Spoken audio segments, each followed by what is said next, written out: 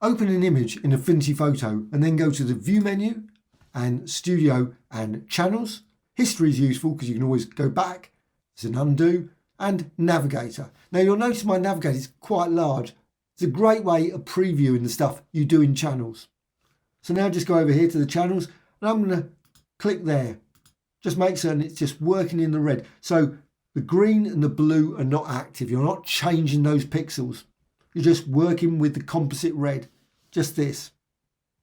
What I'm now going to do is going to go to filters and I can use, say, a blur. So blur and Gaussian blur.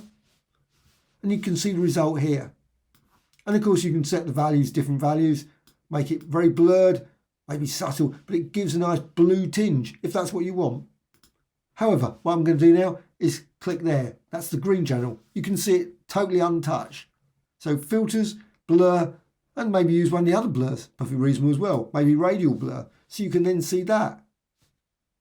You can vary the settings. Obviously you can change the position there. So maybe you want to move it over there. Or again, if you wish, filters, blur and Gaussian blur. And set the value at different values. So you can see a different. Now the reason I want this to be blurred is because I'm going to do a distort later. But just getting to that. So composite blue, and again I can do the same. Filters, blur and Gaussian blur. And this time I'm going to reduce that down a bit. And you can see now some red, green, everything's blurred but slightly different than if you just applied a blur. But what you can now do is you can turn it back to just all of the channels. Just click there. So it just brings it back to RGB. I'm going to go for composite red again. And now I'm going to go for filters and down to distort and mirror. And you can see a lovely sort of like a path of red there. But you can modify that. You can change your origin points, reposition it over there, change your input, create all kinds of very colourful designs. Now this would work quite well with gradients as well properly. So click apply. Now composite green, and again do exactly the same. So filters, distort and mirror. And again you can see that lovely colour there. And again you can change that, move it around, change your input.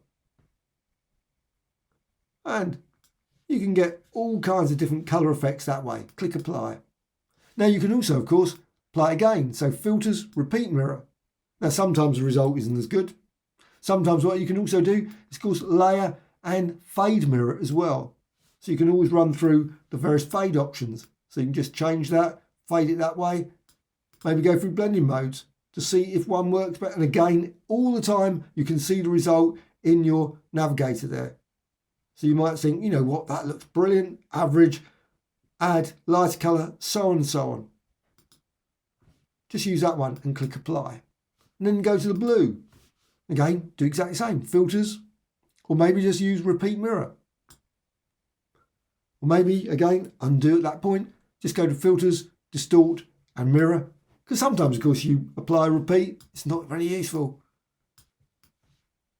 And you can add something there, say in that corner. Change number of mirrors. Change your input. And click apply. I think that looks quite nice now. And again, once you've done that, again, return it to that. And of course, you can continue to work on this. You can add more and more layers, more and more complexity to your design using that. But of course, another thing you can always do is you can maybe duplicate this layer. So go to layer and duplicate.